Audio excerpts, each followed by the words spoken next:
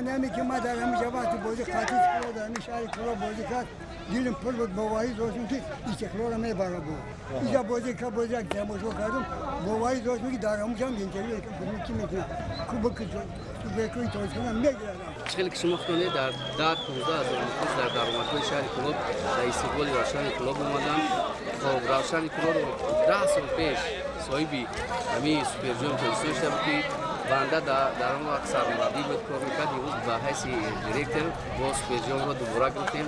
رحمت کلام و همه این مخلصات خیلی که شما خونه دیدین این خرسندی کنار نداره، همه خرسندی و همه بودک زنک همه خرسندی داره. چنان اتفاق افتاده که اینک در طول 15 روز اخیر ما مراتب سوم است که درباره بازی‌های روشن میگویم. گپ سر این که چند پیش انا در همین میدان در ورزشگاه کلوب آرینای شهری کلوب در دوره بازی‌های چمپیونات تاجیکستان اوید به فوتبال اینجا روشن و استقلال بازی کردند و البته این بازی رو برنامه فوتبال تاجیک از مد نظر دور نکرد و هفته پیش سوپر جام تاجیکستان میان دسته های روشن کلوب و استقلال دوشنبه بازیده شد و چگونه که میدونیم در این دو بازی با حساب یک رنگه 1-0 کلوبی ها پیروز شدند و مراتب دوم هم صاحب سوپر جام شدند. اینک یک بازی پرینسیپیالی دیگر دربی جنوب تاجیکستان میان دسته های روشن کلوب و حاصلات فرخار، دو حریف همیشگی و ارشد. و اینک برنامه فوتبال تاجیک هم نمیتوانست که این بازی رو از مد نظر بیرون کند. برای همین هیئت ایجادی برنامه فوتبال تاجیک آمدیم به شهر کلوب بستانی. حال حاضر در دیل کلوب در دیل ورزشگاه کلوب آرینا قرار داریم و بعد از چند مدت انقدرش بعد از بالاتر از 1 ساعت این بازی پرینسیپیالی شروع می شود و ما تا جایی که می توانیم البته برگزاری این بازی رو با صحبت سرمربیان دسته ها، بازیگران و البته کارشناسان پیگیری خواهیم کرد.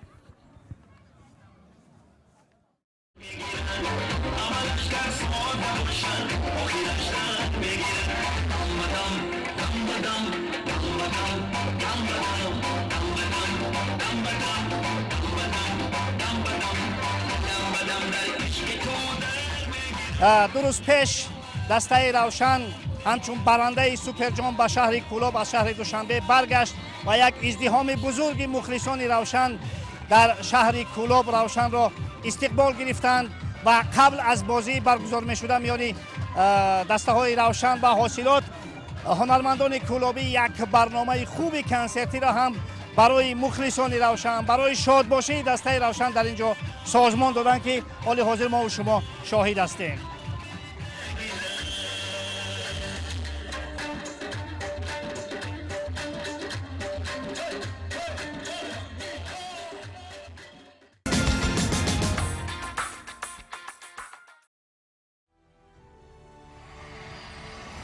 اما رویداد اساسی امروز در کلوب آرینا به هر حال فوتبال بود و ما هم سر اندیشه سرمربیان دسته ها تمرکز کردیم.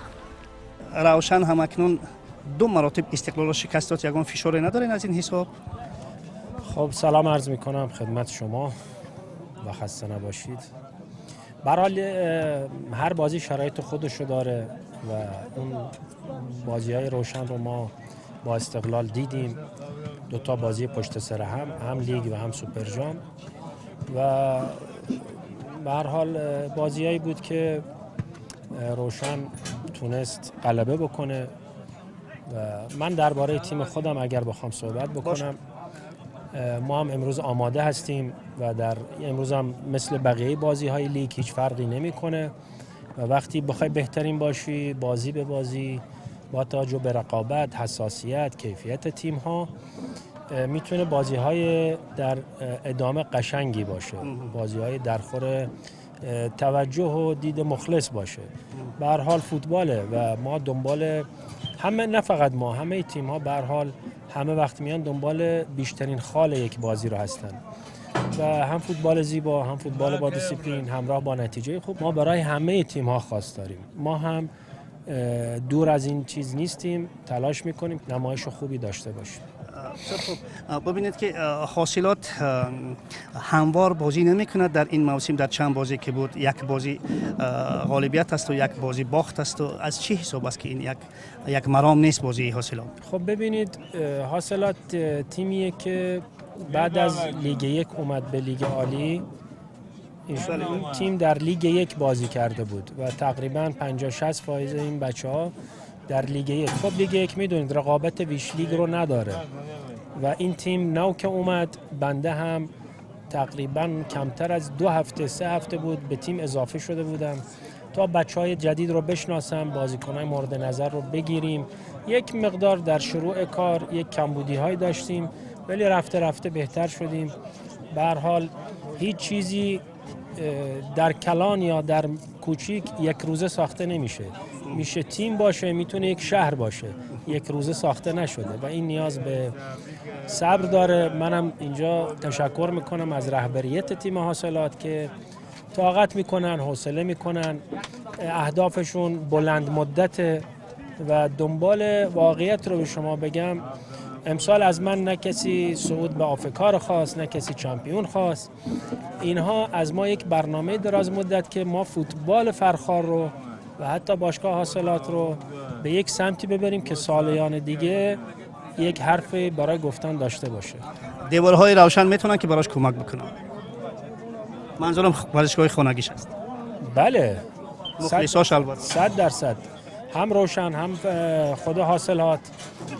ما 4 تا 5 تا تیمی داریم که اصلا مخلصا دارن کمک میکنن و مخلصا یار 12 ما هستن. ما به حضور اینا نیاز داریم، به تشویقشون خیلی نیاز داریم و باعث دلگرمی ما میشه. به هر حال ما امسال هستیم، سال بعد ممکنه نباشیم، لکن نام حاصلات فرخار یک تیمه، مربی و بازیکن میلیونه. لکن یک کاری میکنیم که در ذهن مخلصای ما یک خاطره خوبی خواهد بود. از قبل آگاه بودید که بازی حاصلات و بازی میانی بازی روشن و حاصلات البته این یک دربی منطقه کلوب است که خیلی حساس است. از این چیز آگاه بودید؟ بله، حساسیت های خودشو داره، ولیکن ما مربی‌ها روانشناس هم هستیم و تیممون رو بیشتر آماده میکنیم برای فوتبال بازی کردن. بله تاثیرگذار هست شرایط آب و هوایی، شرایط میدان، شرایط مخلص. بنده به عنوان ترینر وقتی تیمی رو میفرستم در میدان فقط اون تیمه نیست، شاید 12-13 موردی که من باید همه رو داشته باشم تا اون تیم چی میگن شسته رفته بره تو میدان و همه چیزو در نظر میگیریم، لکن اونقدر حساسیت ما به خرج ندادیم. من اینو بگم ببخشید، بنده یک ترینر خارجی ام، برای من اینجا بازی کردن مهمه. حساسیت ها و دربی و چه تیمی روبروی ماست قابل احترامه، لکن من نتیجه بازیم تیمم برای من مهمتره. باشد. موفقیت برای شما. من در خدمت شما هستم. ممنونم. دیدم که یک توی تنتنه شد قبل از بازی. فکر میکنم که این به خاطر دریافت سوپر جام буде саравал. Да, до сих пор в Кулябе празднуют эту победу. Моя задача, чтобы ребята быстрее забыли эту победу. Это уже в истории осталось, поэтому надо все уже включиться в чемпионат и набирать нужные очки для того, чтобы это не было так случайностью, да, так сказать. Поэтому ребята должны уже все это забыть. Они еще в эйфории? Не, я не дам, чтобы они были в эйфории. Все, нас встретили очень прекрасно, мэр города, все болельщики встретили очень прекрасно. Все, наверное, видели, да, вот это показывали, но это уже история. Надо уже все, дальше двигаться в чемпионате. И те очки, которые мы не взяли в чемпионате поначалу, сейчас надо добирать их. Ну, я думаю, вам знакомо, да? Дерби Кулябской зоны, Кулябского региона между Равшаном и Хосилотом, да? Ну, это, конечно, хатлонское дерби, да, тем более, смотрите, здесь ряд игроков, которые играли когда-то в Равшане, да, у них двойной стимул, поэтому сегодня будет игра тяжелая. Единственный момент, я переживаю за то, что ребята как подойдут к этой игре в физическом плане. Все-таки играть с Истеклолом, отдать все силы, да, и через 3 дня на 4-й день играть дерби очень сложно. А все в строю? Есть потери, есть Шарёрина, да, травма, Эммануэль, Мабах травма, поэтому есть потери, но есть ребята, которые, команда укомплектована, поэтому есть ребята, которые могут заменить их и могут играть в футбол. Давайте удачи вам. Спасибо.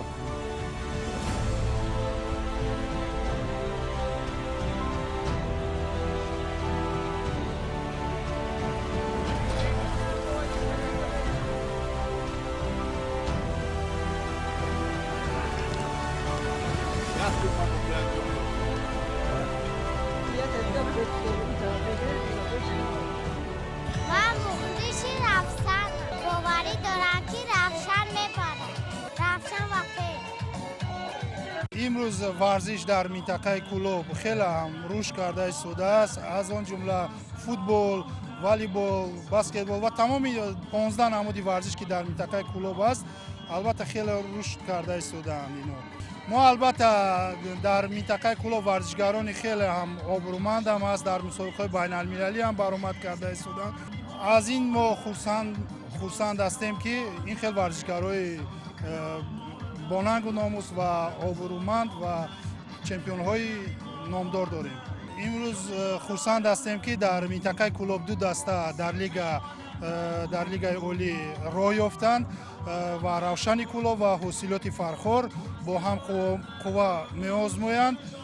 من برای هر این دسته بردباری و خواهان هستم و امید دارم که امروز یک بازی خوبه برای مخلصان برگزار می‌گردد.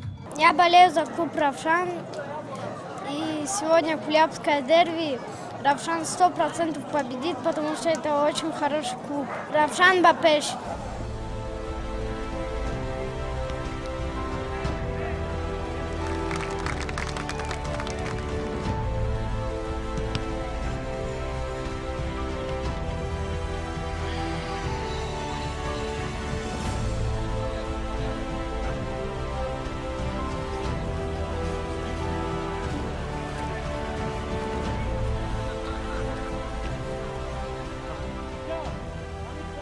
خوش اینک بعد از چند لحظه دربی در انتظار میان دسته های روشن کلوب و حاصلات فرخار شروع می شود. مهم است همه که ما یک بازی خیلی شدید و البته صاف و تازه را انتظار هستیم، زیرا این دربی است و دربی منطقه کلوب همه وقت در سطح بلند و بالا برگزار می شود.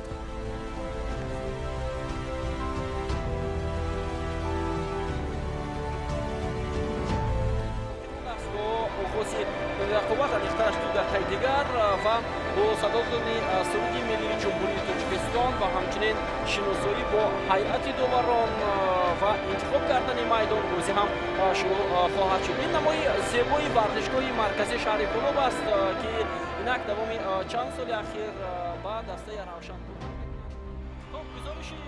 روشن با این بازی در حال می آمد که همگی چند روز پیش در یک مقاومت شدید برای دریافت سوپر جام مملکت استقلال را شکست داده بود. حاصلات باشد هنوز 29 اپریل اسقط را در میدان خود شکست داد، یعنی از حساب فیزیکی برتری در جانب حاصلات بود. اما دربی منطقه کلوب میان روشن و حاصلات که تاریخ بیش از 50 ساله دارد همه وقت از برق تازه و بدون این و آن برگزار می شود و این بازی هم استثنا نبود.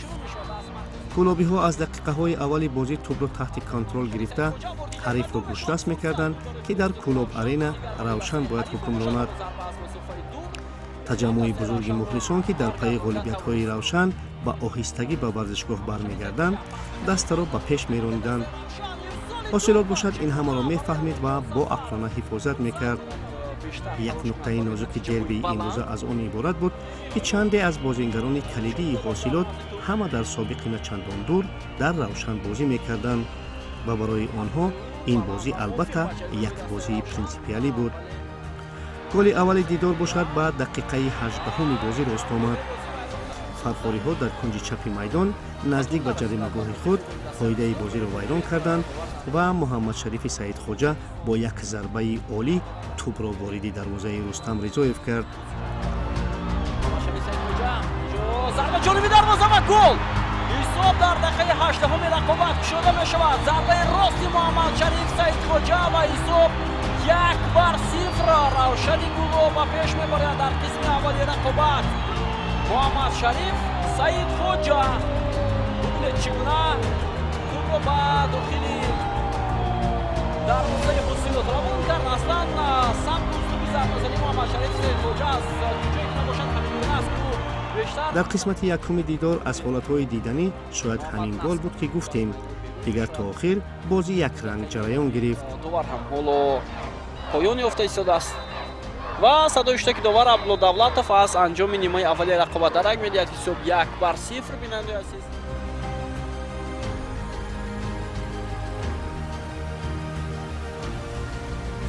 аз зарбаи ҷаримавии тӯбро ба дохили дарвозаи Рустам Ризоев кард ва ҳамин тавр тими Равшанро ба пеш баровард. ва оғози қисми дуюми рақобат ҳоло бидуни таъхирот дар ҳайати дастаҳо шурӯъ хоҳад шуд, на дар ҳайати дастаи Равшан ва на дар ҳайати дастаи ҳосилот таъхиротҳо анҷом намешавад. дар қисмати дуюм ҳосилот фаъол шуд ва акнун ҳуҷумҳои фархориҳо хатарноктар мешуданд. сейвҳои олии Евгений Гриценкоро бошад, мухлисон бо кафкутиҳои бардавом истиқбол мегирифтанд. Евгений Гриценко воқеан ҳам тавонист ки ин зарбаи сахти Саид Мухтор Азимовро баргардонад. бозӣ поён меёфт ва ба назар чунин мерасид ки ин дидор бо ҳисоби дӯстдоштаи Равшан 1-0 ба итмом мерасад ва шояд ҳосилот низ аллакай байрақи сафеди бохтро бардошта буд. довар бошад ба вақти асосии бозӣ 4 дақиқа изофа кард ки он болотар аз он тӯл кашид ва ҳамагӣ чанд сония пештар аз садои ҳуштаки ӯ ҳосилот бо кӯмаки Саид Мухтор Азимов гол зад.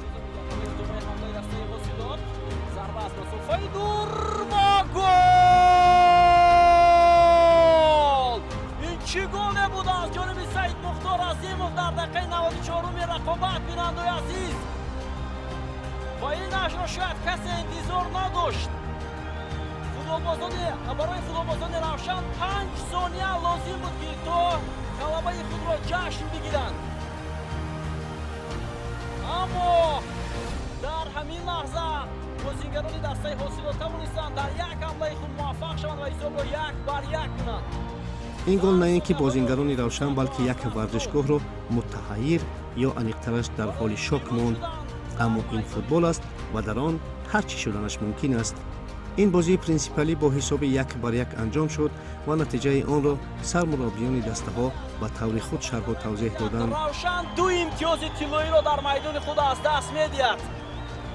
то дақиқаи 94 онҳо бо ҳисоби 1-0 пешсаф буданд ва 5 сония лозим буд ки даста ғалабаи муҳими худро ба даст оваранд, вале муваффақ шуда натавонист. аз ҳисоби чӣ имкон шуд ки дар сонияҳои охирин ҳисобро баробар кунед? من خسته نباشی به هر دو تا تیم میگم بازی خوبی بود. میگن چون 100 بار گفته نیم کردار نیست. ما 100 بار گفتیم، 100 بار کار کردیم، بازم کار میکنیم، رو آنالیز کار کردیم. تجربه بازی روشن بوده که مثلا دقیقه 93 94 روبروی اسخاتا پنار داده و میدونستیم تا ثانیه آخر این تیم اشتباه میکنه. ما هم امکانیت های زیادی داشتیم. لکن من اصلا کاری به تیم حریف ندارم، محترم، به هر حال یکی از تیم‌های خوب لیگ. من به تیم خودم اگر بخوام بگم 100 بار یک چیزی رو میگن باید اون نیمش رو انجام داد و به موفقیت رسید. متاسفانه این کار در دقایق پایانی انجام شد. شاید تساوی عادلانه بود چون هر دو تیم جنگیدن، هر دو تیم بازیکن‌های خوبی دارن و به هر حال لیگ است، بالا داره پایین داره تا یه چیزی طوری بگیره. Да, Игорь сказал, что игра через 3-4 после игры с Истекловым. Сегодня видно было, что команда уставшая была. Концентрацию потеряли, конечно. Игрок, который смотрит футбол, европейский футбол, игры на большом уровне, играют, игроки берут в край, уходит мячик. Игрок молодуство берет в край, уходит, делает передачу, для чего выставить, поставить, заработать штрафное, время закончилось. И по времени, конечно, судья, что он мне говорит, что 4 минуты закончилось время, дал доработать до стандарта, мы получили гол. Очень обидно поражение. баъди ин мусовӣ равшан бо касби 10 имтиёз дар зинаи сеюм ва ҳосилот бошад бо 9 гол дар мавқеи шашум қарор гирифтанд. ин футбол аст. албатта ҳанӯз барои ҳар ду дастаҳо ҳам фоҷиа нашудааст. бозиҳо дар пешанд, ғалабаҳо дар пешанд ва барномаи футболи тоҷик дар ҳамин ҷо ба анҷом мерасад. барои ҳамаи шумо барору муваффақият барномаҳои дигари телевизиони варзишро тамошо кунед.